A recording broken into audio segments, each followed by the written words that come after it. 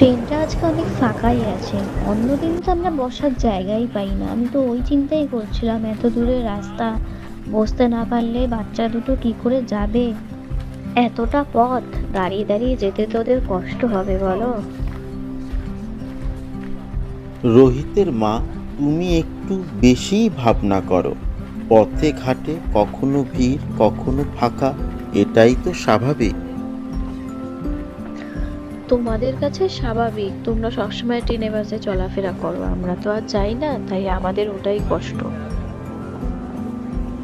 মা, আমার ভেবেই অবাক লাগছে কতদিন পর মামা বাড়ি যাচ্ছি, তাও আবার ট্রেনে উঠেই সিট পেলাম জানলার পাশে, খুব মজা লাগছে।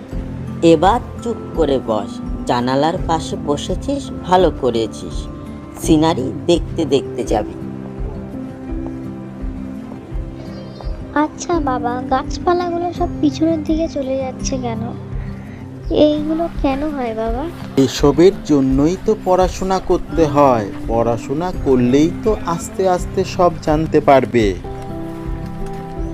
মায়ের মুখটা খুব মনে পড়ছে। আগে মা কত শক্ত সবল ছিল, কত কাজ করেছে, নিমিষের মধ্যে কাজ করে ফেলতো, আমাকে পড়াতেও কত সাহায্য করেছে। আর সেই মানুষ এখন কত নরম হয়ে গেছে হাঁটুর ব্যথায়।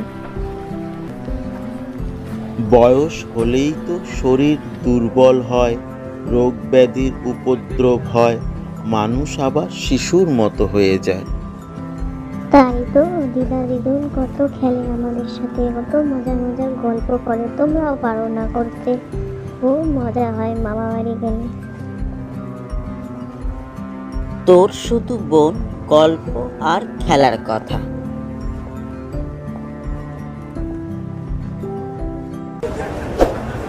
বন্ধুরা, আমাদের ভিডিওগুলো যদি আপনাদের ভালো লাগে, চ্যানেলটা সাবস্ক্রাইব করে অবশ্যই পাশে থাকবেন।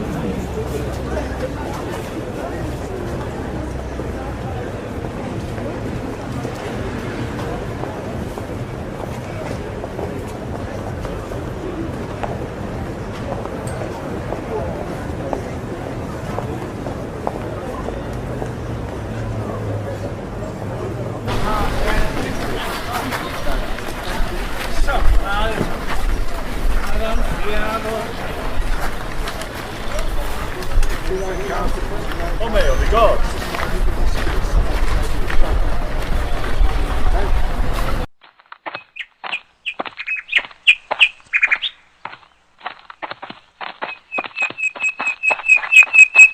বন্ধুরা, আমাদের গল্পগুলো যদি আপনাদের ভালো লাগে, একটা লাইক দিয়ে চ্যানেলটা সাবস্ক্রাইব করে পাশে থাকবেন। ও ধন্যবাদ। দাদু, ও দাদু, ও দিদুন, তোমরা সবাই কোথায়? তোমাদেরকে দেখতে পাচ্ছি না, আমরা সবাই এসে গেছি তো। ও দাদু, ও দিদুন, কোথায় গেলে?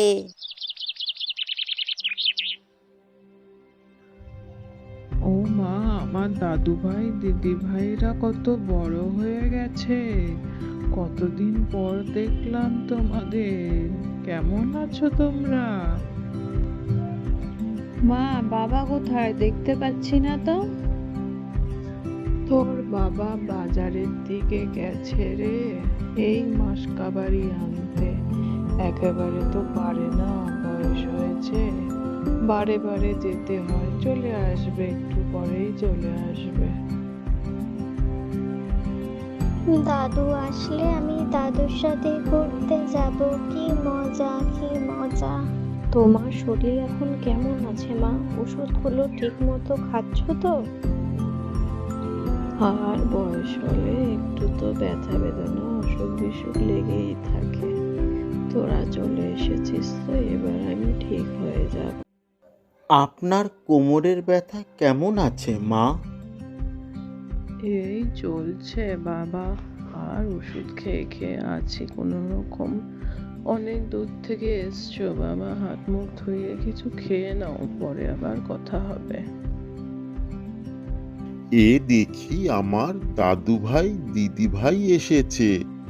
খুব আনন্দের দিন আজ আমার। ও দাদু, ও দাদু, আমায় মেলায় নিয়ে যাবে? এখানে নাকি মেলা বসেছে, আমি পুতুল কিনবো, জিলাপি খাবো, খুব মজা। নিশ্চয়ই যাব। পুতুল কেন, তুমি যা যা বলবে তাই তাই কিনে দেব।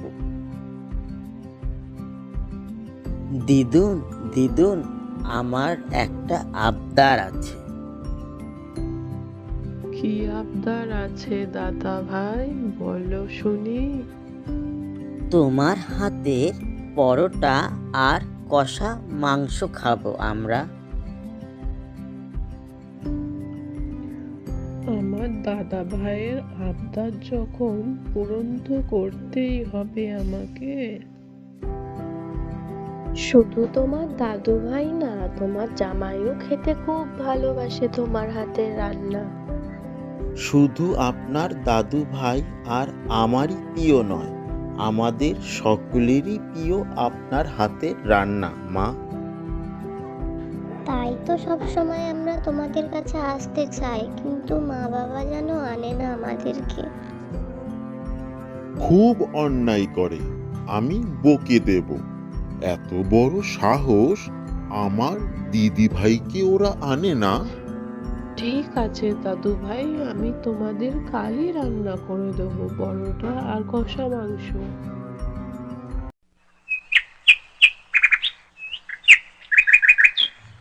পরের দিন সকাল সকাল দাদু নাতি নাতনিকে নিয়ে লেকের ধারে ঘুরতে যায়।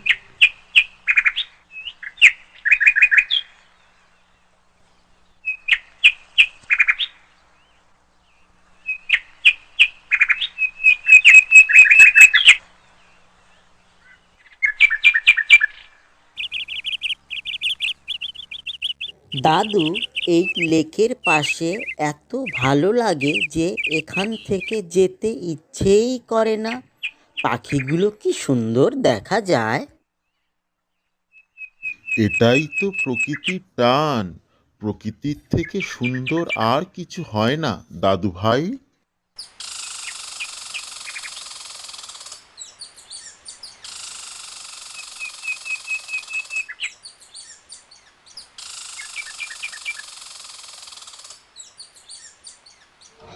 দেখো দেখো দাদু, কাঠবিড়ালি কি সুন্দর খেলা করছে, আর পাখিগুলোও কি সুন্দর ডাকছে, কি সুন্দর লাগছে এখানে।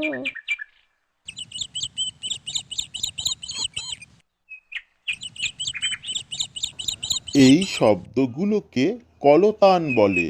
বলো তো, পাখির ডাককে কি বলে? কাকলি বলে। আমি ব্যাকরণ বইতে পড়েছি দাদু। খুব ভালো, এমন করেই পড়াশোনা করতে হবে। তাহলে প্রকৃতি ও জীবনকে ভালো করে বুঝতে ও উপভোগ করতে পারবে। দাদু দাদু, দেখো জলে শাপলা ফুলগুলো কি সুন্দর ফুটে আছে, কি ভালো লাগছে। জলে স্থলে প্রকৃতির প্রাণ ভরে থাকবে, এটাই তো স্বাভাবিক। দেখো দাদু, একটা কচ্ছপ গুটি গুটি পায়ে হেঁটে যাচ্ছে। বলতো বোন, কচ্ছপ কোন শ্রেণীর প্রাণী? না বলতে পারলে তোকে আর আনবো না এই লেকের ধারে। আমি আর দাদু আসবো।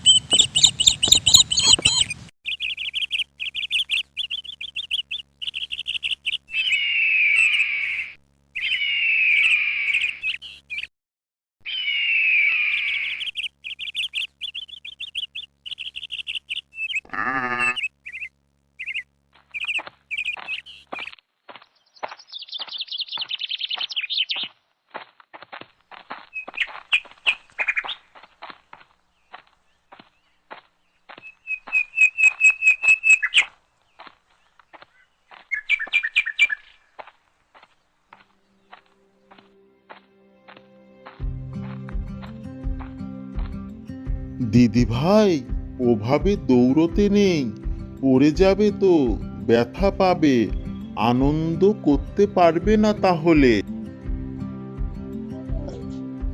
দাদু, এই সবুজ ক্ষেতের মধ্যে হারিয়ে যেতে আমার খুব ভালো লাগছে, কি সুন্দর লাগছে চারিপাশটা।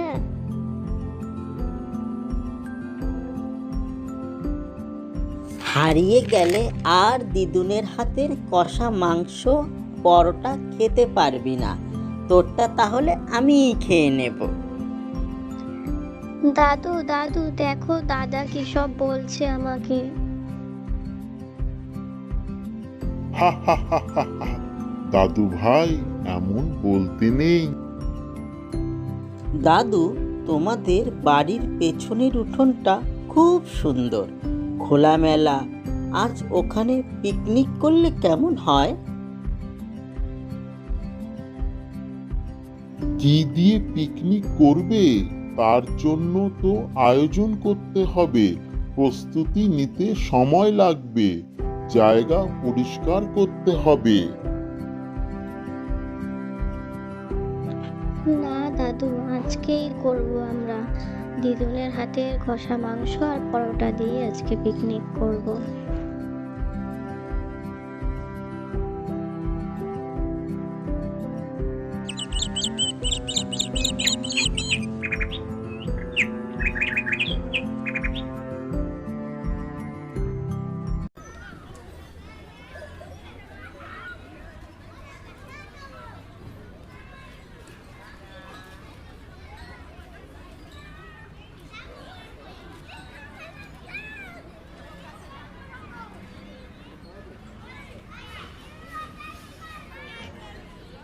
ও দিদি, ও দিদি, অনেকদিন পর বাজারে দেখলাম, তোমার শরীর ঠিক আছে তো?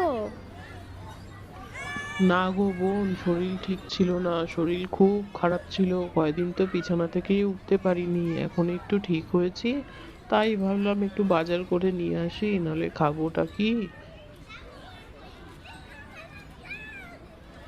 সাবধানে থাকবেন দিদি, শরীরের খেয়াল রাখবেন কিন্তু।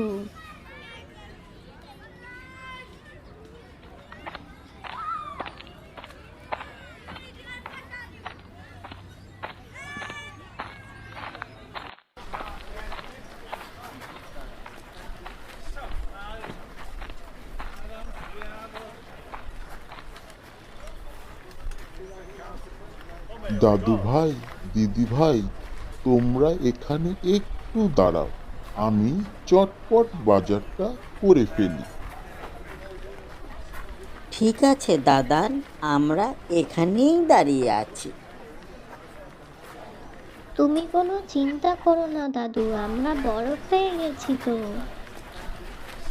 লক্ষ্মী দিদি ভাই, দাদু ভাই আমার, ঝগড়া করো না কিন্তু, লোকে তাহলে খারাপ বলবে।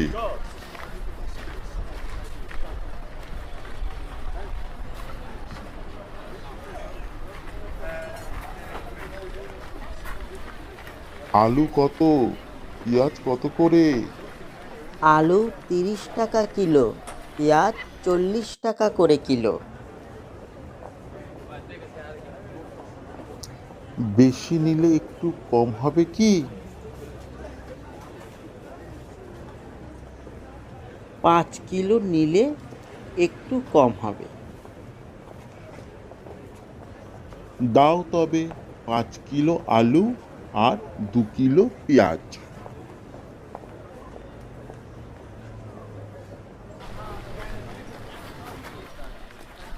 ভালো দেখে 5 কিলো মাংস দাও তো, আমার দাদু ভাই দিদি ভাই খাবে। 1 বছর পর জামাই এসেছে, দেখো যেন গ্রামের বদনাম না হয়।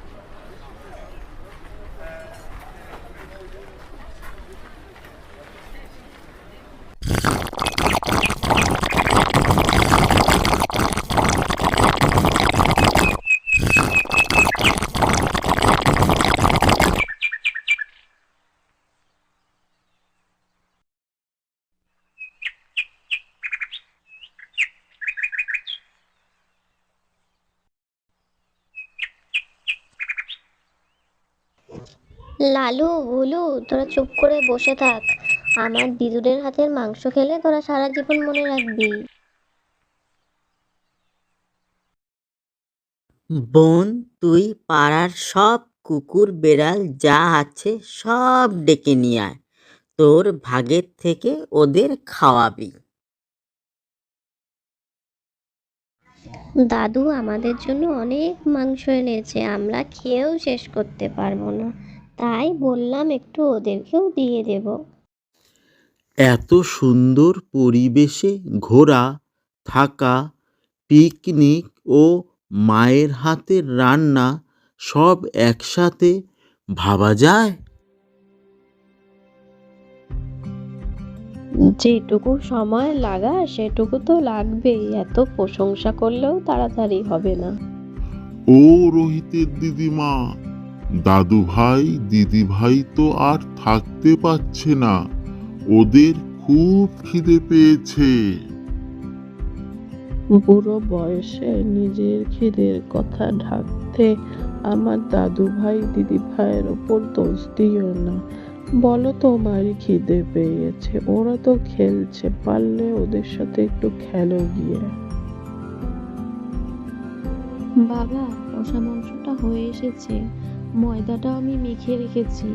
মাংসটা হয়ে গেলেই মাংসের কড়াইটা নামিয়ে পরোটাটা বেলে নেবো আর মা ভাজবে। ঠিক বলেছিস রে মা, গরম গরম পরোটার সঙ্গে মাংস এক্কেবারে জমে যাবে।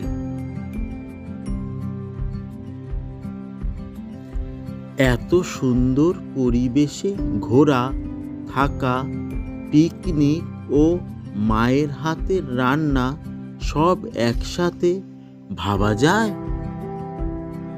এইভাবে খুবই আনন্দ সহকারে হাসি মজা করে রোহিত রিনি তার দাদু ও দিদিমার বাড়িতে পরোটা ও কষা মাংস খাওয়া সম্পূর্ণ হলো।